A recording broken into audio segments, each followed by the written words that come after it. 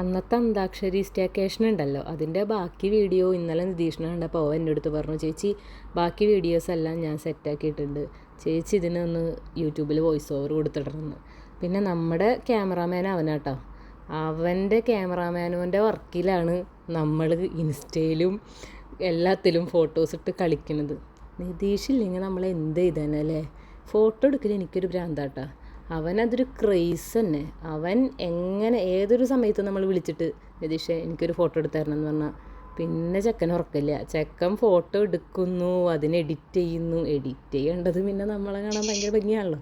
അപ്പോൾ അതുകൊണ്ട് എഡിറ്റൊക്കെ ചെയ്ത് സെറ്റാക്കി ഇറക്കി തരും. അതവൻ്റെ കയ്യിൽ അടിപൊളിയായിട്ട് നമുക്കത് കിട്ടും എന്നുള്ളത് 100% ഉറപ്പാണ്. അങ്ങനെ ഇരിക്കുമ്പോൾ അന്ന് ഞങ്ങൾ കുറേ ഡാൻസ് പരിപാടികളെല്ലാം ചെയ്തിട്ടുണ്ട് കേട്ടോ. പിന്നെ ഫുഡിൻ്റെ പരിപാടികൾ. നമ്മുടെ റനീസ് പിന്നെ അടിപൊളി കുക്കാണ്. അവൻ്റെ കുക്കിങ്ങിൽ നല്ല ഒരു വെറൈറ്റി ബിരിയാണി ഞങ്ങളന്ന് കഴിച്ചു. പിന്നെ നമ്മുടെ ദൃശ്യര പരീക്ഷണമായ എന്നോ അവൾ ഉണ്ടാക്കിയപ്പോൾ നിതീഷ് നന്നായിട്ടുണ്ടെന്ന് പറഞ്ഞു. അവന് കുഴപ്പങ്ങളൊന്നും ഇല്ലാത്തത് കൊണ്ട് അവൾ ഞങ്ങൾക്ക് വേണ്ടി പഴംപൊരി ഉണ്ടാക്കി തന്നു. പിന്നെ ഞങ്ങൾ ടി വി കണ്ടു. ടി വി കാണാമെന്ന് പറഞ്ഞാൽ ചിരിക്കണം, അതാണ് മെയിൻ. അപ്പോൾ ഏതൊക്കെ പടങ്ങളുണ്ട് ചിരിക്കുക? നമ്മുടെ കല്യാണരാമനും മറ്റേതൊക്കെ തന്നെ. അങ്ങനെ ഇതിൻ്റെ മേലിരിക്കുന്ന കുപ്പികൾ കണ്ട, അത് കണ്ടിട്ട് ആരൊന്നും തെറ്റിദ്ധരിക്കുന്നുണ്ട്. തെറ്റിദ്ധാരണ എന്നല്ല, കള്ള് കുടിച്ചോണ്ട് പ്രശ്നമൊന്നുമില്ല. പക്ഷെ ഇത് നമ്മുടെ നിതീഷ് നാട്ടിൽ വീട് പണിയുണ്ട്, അതിലേക്ക് എന്തൊക്കെയോ അവന് ഡിസൈൻ ചെയ്യണം, അങ്ങനെ ചെയ്യണം ഇങ്ങനെ ചെയ്യണം എന്നൊക്കെ പറഞ്ഞ് അവനിപ്പോൾ ഒരു പാട്ടപ്പറക്കി പോലെ നടന്ന് പറക്കാണ്.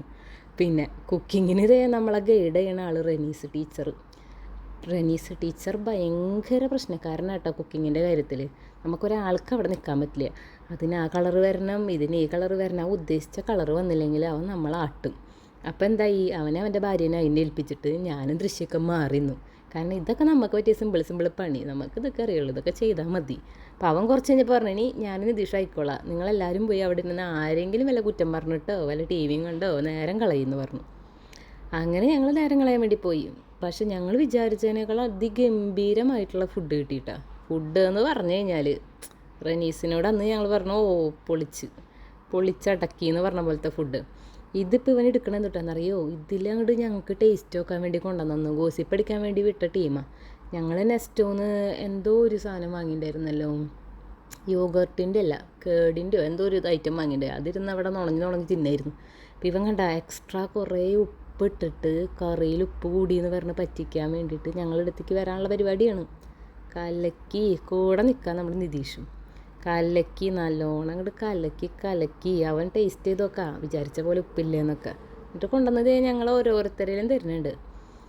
എനിക്ക് തോന്നി ഇവൻ ഇത്ര വലിയ കുക്കായതുകൊണ്ട് ഇവൻ എന്തായാലും തെറ്റ് വരാൻ പോകണമെന്നില്ലാന്ന്.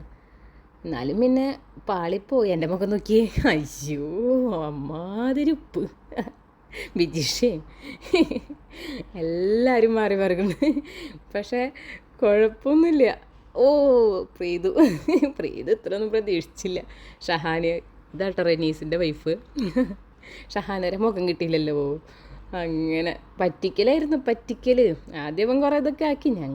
എനിക്ക് 2 മനസ്സ്, പറ്റിക്കാണോ ഇനി ശരിക്കും കയ്യിൽ നിന്ന് പോയാ എന്നൊക്കെ വിചാരിച്ചു. പക്ഷെ പോയിട്ടൊന്നുമില്ല. എന്നാലും പിന്നെ അങ്ങനെ ആ സാധനങ്ങൾ റെഡി ആയി. പക്ഷെ വന്നപ്പോൾ പിന്നെ അടിപൊളി ബിരിയാണി ആയിരുന്നു കേട്ടോ. ബിരിയാണീനെ ഒന്നും പറയാനില്ല, ഒരു രക്ഷയില്ലാത്ത ബിരിയാണി. അതിൻ്റെ റെസിപ്പി അവനോട് ഒരു ദിവസം പറഞ്ഞു തരാൻ പറയണം, ഈ യൂട്യൂബ് ചാനലിൽ ഇടാട്ടോ. അങ്ങനെ ഇനിയിപ്പോൾ ഞാനിതിൽ ചിലവില്ല പറഞ്ഞുകൊണ്ടിരുന്നിട്ട് കാര്യമില്ല. അപ്പോൾ ഇതാണ് നമ്മുടെ ലോകം എന്ന് ഞാൻ പറയാം. ഒരുപാട് നല്ല ആൾക്കാർ എനിക്ക് പിന്നെ കമ്മിറ്റ്മെൻറ്റ്സ് ഭയങ്കര കൂടുതലാണ്. ഇപ്പോൾ കുറച്ചുണ്ട് കേട്ടോ. ഞാൻ കുറേ അടികളൊക്കെ കിട്ടിയപ്പോൾ ഞാൻ കുറച്ചു. പക്ഷേ അല്ലാലും എത്ര കുറയ്ക്കാൻ പറ്റും? എൻ്റെ അമ്മയൊക്കെ എന്നെ പറഞ്ഞ് പഠിപ്പിച്ചു തന്നിട്ടുള്ളത് എന്തിട്ടാണെന്നറിയോ, എല്ലാവരോടും സ്നേഹമായിട്ട് പെരുമാറുക. അതെല്ലാവരും അമ്മമാരും അങ്ങനെയൊക്കെ തന്നെ ആയിരിക്കും. ഇനിയിപ്പോൾ നമുക്ക് ഒരു വട്ടെങ്കിലും ഒരു നേരെങ്കിലും ഒരു ഗ്ലാസ് വെള്ളം എടുത്ത് തന്നിട്ട് ഉപകാരം ചെയ്തിട്ട് തന്നിട്ടുള്ള ആൾക്കാരെ മറക്കരുതെന്നും കൂടെ അമ്മ പറഞ്ഞിട്ടുണ്ടേ. അപ്പോൾ എന്താണെന്ന് വെച്ചാൽ ഇനിയിപ്പോൾ നമുക്ക് അങ്ങോട്ട് വലിയ കമ്മിറ്റ്മെൻറ്റ്സ് കൊടുത്തിട്ട് ഇങ്ങോട്ട് ചവിട്ട് കിട്ടിയാലും നമ്മളെന്താ ചെയ്യുക?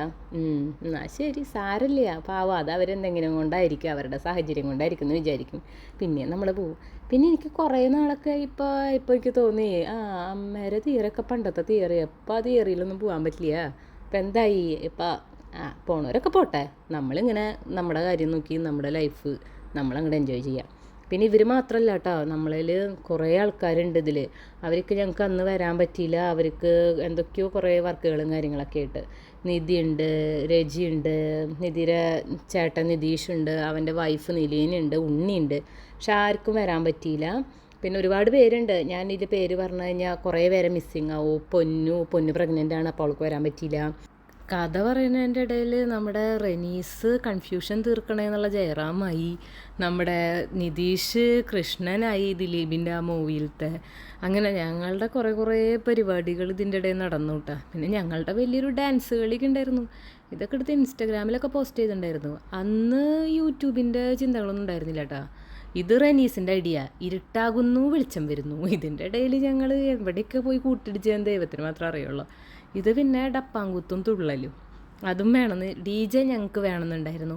പബ്ബിൽ പോകണമെന്നൊക്കെ ആഗ്രഹമുള്ള ടീമാണ്. പബ്ബൊന്നും ഇപ്പോൾ പോകാൻ പറ്റില്ല, നടക്കണില്ല. അപ്പോൾ എന്തായി, സ്വന്തം റൂമിൽ പബ്ബൊക്കെ ക്രിയേറ്റ് ചെയ്യുന്നെ. അങ്ങനെ പബ്ബ് പോലെ ലൈറ്റും കാര്യങ്ങളൊക്കെ അറേഞ്ച് ചെയ്ത്, പബ്ബ് ഇതിലും നല്ലതായിരിക്കും, എന്നാലും നമ്മളെ ചെറിയ ലോകത്തുള്ള പബ്ബ് ഇങ്ങനെയൊക്കെ ഇരിക്കട്ടെ എന്ന് വിചാരിച്ച് അങ്ങനെ തുള്ളലും കാര്യങ്ങളൊക്കെ. ഇനി ഞാൻ എൻ്റെ വോയിസ് ഓവറൊക്കെ നിർത്തി വെക്കാൻ പോവാം. നിങ്ങളിതങ്ങോട്ട് കണ്ടോളേ.